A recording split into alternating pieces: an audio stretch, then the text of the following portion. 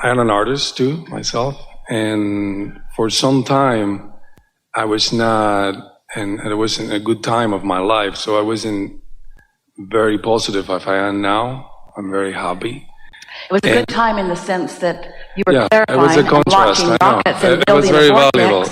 But my question is, I was creating paintings in that time, and that energy, did that energy get in the paintings that somehow till today it hasn't soul or doing great for me as the new ones?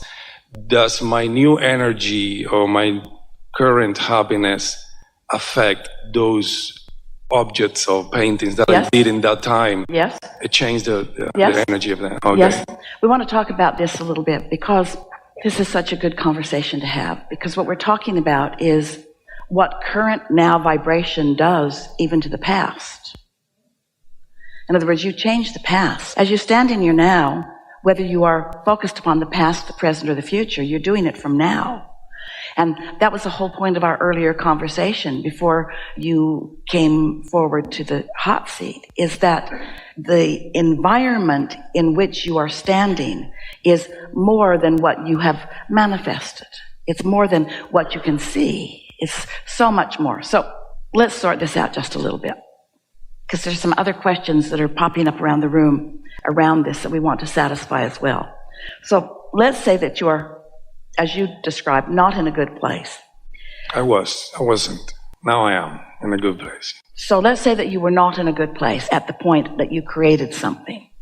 So you have to understand, it's what we were talking about before, that the more you know what you don't want, the more you're asking for what you do want. And that's why so many artists, whether it's music or painting or sculpting, they sense that out of the pathos comes some of the greatest work.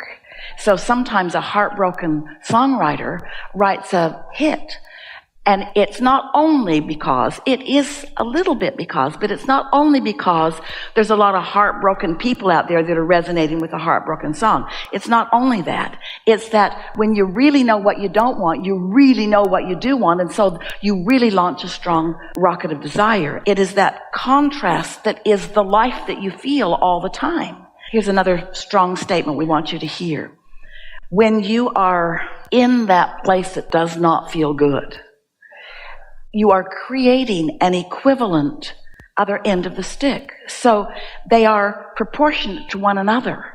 That's a sort of balance of life that a lot of people miss. We don't want you to feel miserable for long periods of time. We don't want you to feel miserable at all. But we do want you to know that when you feel negative emotion, you are doing good work. So let's say you're in a not good feeling place and it comes out in a dynamic way.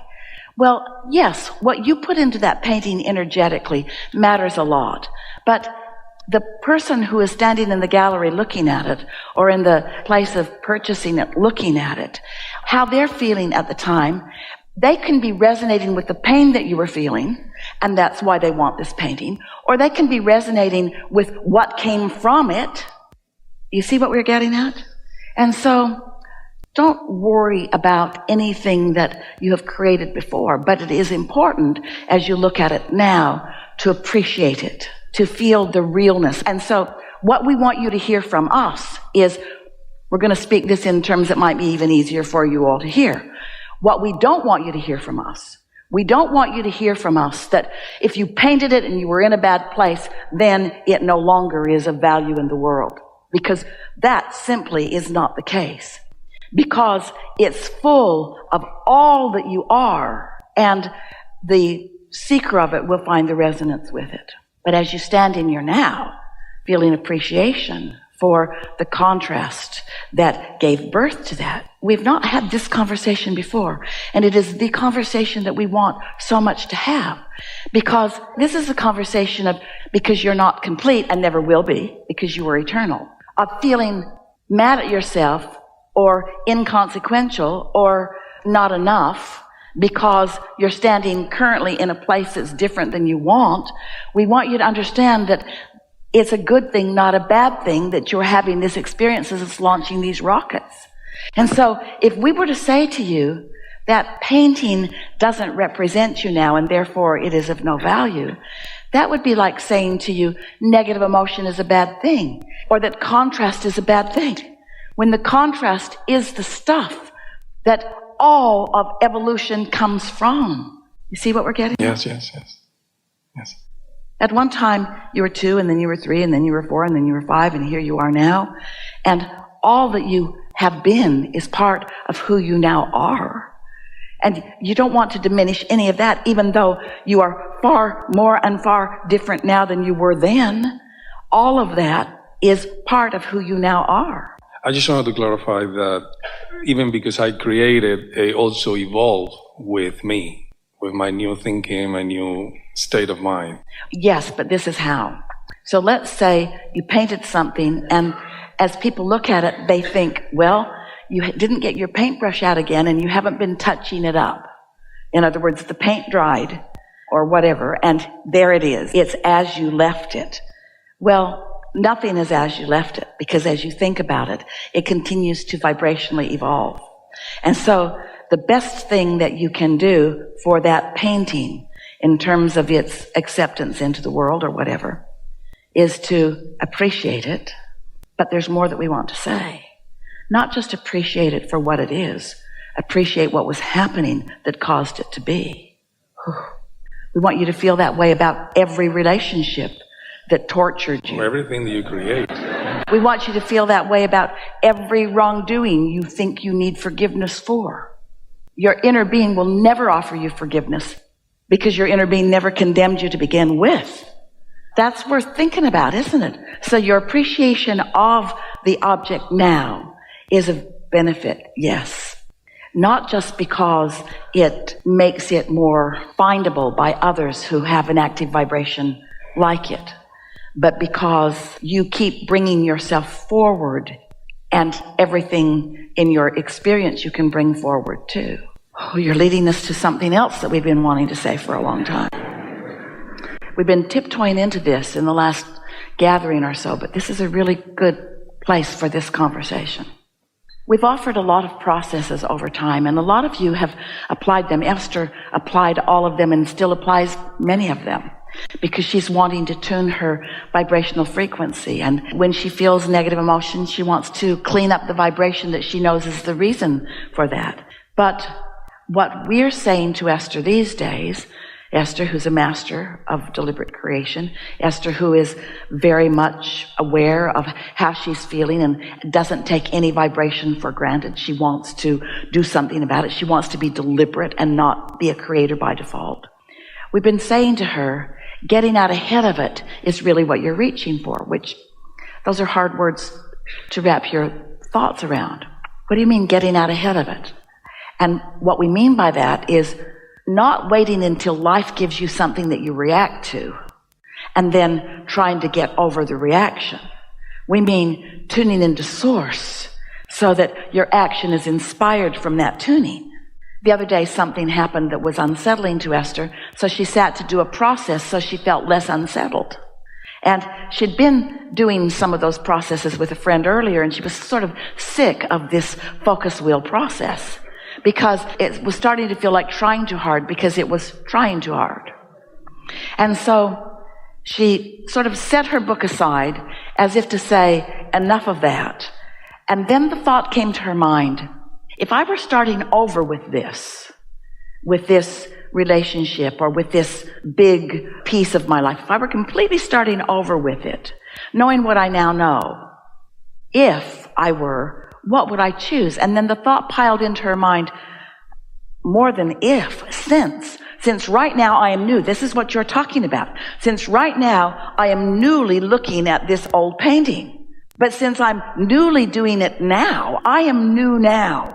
I am new now, and if I'm tuned in, tapped in, turned on, if I'm in love with life, if I'm in vibrational sync with who I really am, if I'm not trying to overcome resistance or mired in resistance, but if I'm jubilant and lighthearted and happy and pondering something.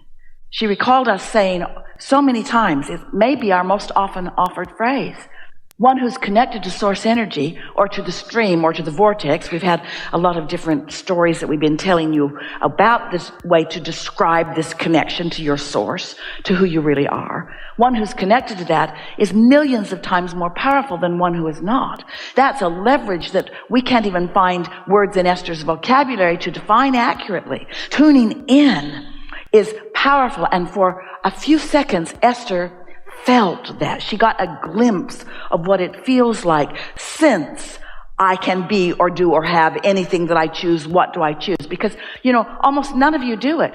Almost everyone says, since I choose that from where I am, then I've got to get over this and this and this and this and this. I got to go back and repaint that painting, or I've got to go back and I've got to go back and find forgiveness with that. And all you do is get muddled in the mire of that. Because it's attraction, attraction, attraction. There is no exclusion in this universe. And so when you see yourself as something that needs improvement and you push against the part that you're trying to improve, it doesn't diminish, it becomes more, and you take it with you into your now, and it muddles your ability, it stops your clarity of acknowledging the perfection of whatever it is that you're giving your attention to now. Are you with us? This is a deep conversation. So also, it's like the difference between trying to fix something that is broken and just finding something that is perfect and new. It's a big difference. It's a big difference. And you have the ability in every moment to go right to that clarity. It'll take a little practice. Esther's still practicing every day. But the point that we made with her in that experience as she was living, what she took away from it, and therefore the analogy that we're offering to you here is, don't try so hard. Don't work so hard. If we can get across to you that in your living you've created a vibrational reality that is real, and it is full of all that you've become, and that's calling you, and your inner being is standing there in that vibrational frequency, radiating such a signal, you call it inspiration. You feel it often while you're doing your art.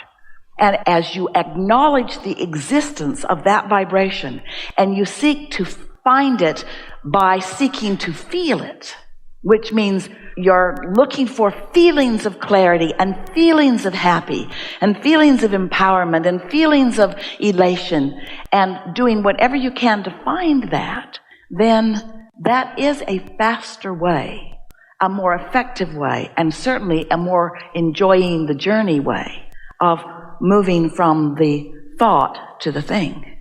Thoughts are turning to things constantly, and they are mimicking how you feel. And so what's manifesting is a good way to know what your vibrational offering has been. But an even better way is to know what your vibrational offering is. And getting out ahead of it means caring about how you feel, period.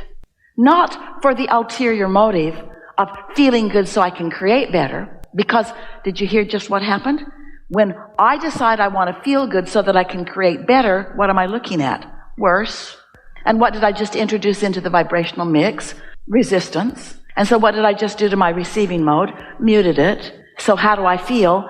Not so good. Confusion rather than clarity. You following? So our encouragement, what we're really saying to you is, be nicer to you. Do more of the things that feel good to you. Stop sacrificing. Stop feeling like I got to work hard in order to receive this. Instead, begin making declarative statements to yourself like this. I am an extension of source energy, and source energy is all over me.